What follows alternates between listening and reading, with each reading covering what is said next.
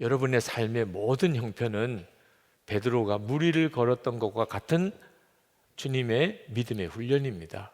반드시 주님은 이 상황에서 나와 함께 하시고 살아나게 하시고 그리고 이 일을 통해서 내게 가르치신다. 주님 어떻게 할까요? 주님 어떻게 할까요? 이렇게만 여러분이 마음을 가지시면 그러면 정확하게 그 어려운 상황을 지나고 여러분에게는 참 놀라운 믿음의 성장이 있게 됩니다. 믿어지면 그러면 행동이 따라오게 됩니다. 베드로가 왜 배에서 뛰어내리는 결단을 했겠습니까? 예수님이 배 안에 계시지 않고 배 바깥 물 위에 서 계시니까 그런 거죠. 베드로의 원칙은 주님 계신 곳에 가는 거예요. 이 일이 여러분들에게도 그대로 경험됩니다. 처음에는 그게 익숙지 않으니까 처음에는 좀 진감인가 이런 느낌도 들고 막연하다고 생각도 들긴 하지만 주님이 이걸 원하신다. 주님이 이렇게 하기를 원하신다. 주님이 저 사람들 속에 있구나. 주님이 저 일 가운데 계시구나. 여러분이 느껴져요. 그걸 매일 일기로 기록을 해보시면 반드시 알게 됩니다. 그리고 거기에 반응하는 거예요.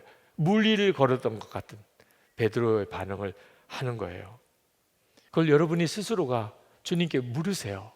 주님, 베드로처럼 저도 이렇게 물 위로 걷도록 끌어내시는 일이 저에게는 무슨 일이 있는 겁니까? 생각해 보면 주님이 알게 하세요. 그렇구나. 나를 그렇게 끄집어내시고 또 믿음의 걸음을 걷게 하시고 그렇게 주님이 나에게도 그렇게 인도하시고 계시는구나. 이런 일들을 놓치지 않으셔야 돼요. 그래야 그 다음 단계의 순종이 열립니다. 처음부터 물 위를 걷게 하신 거 아니에요. 그냥 예수님을 만날지도 알지도 못하는데 주님이 물 위를 걸어오라고 하시지 않으셨어요. 처음에는 베드로에게 주님이 믿음이 전혀 없는 베드로에게 다가오시고 베드로에게 주님께 제자로서 결단하기도 하시고 여러 일들을 주변에서 겪고 보게 하시고 어느 순간에 주여 정말 주님이시거든 나도 물 위를 걷게 하소서. 그리고 오라. 꼭 기억해야 돼요. 주님이 오라 해야 물 위를 걸어야 되는 겁니다. 주님 저는 믿습니다 이렇게 하는 거 아니에요.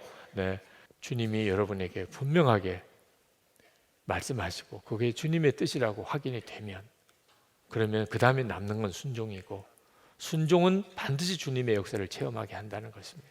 물 위를 걷는 역사가 여러분의 삶 속에도 그대로 체험되고 눈이 뜨이고 또 그런 믿음으로 일어나게 되기를 축복합니다.